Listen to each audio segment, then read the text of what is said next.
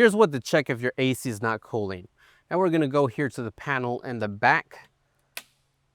And we're gonna come down here to our HC12 board.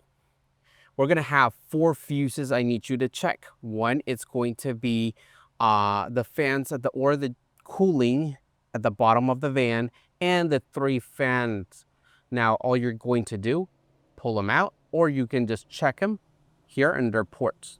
Next, it would be checking your negative port to each one and making sure you have power. If everything looks good and each one that you're testing, the green lights come on, that means they're working. If that's happening, we're going to check our hard reset. Here's where you check the reset.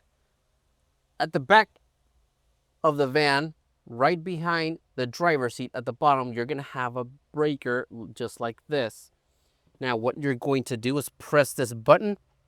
A little arm will come out. All you're going to do is just pop it back on to activate those 3 chilling fans. The breaker that we're looking for, you will have your chilling fans right here, and your breaker box will be here at the bottom of the van. You will see the switcher, you won't mistake it.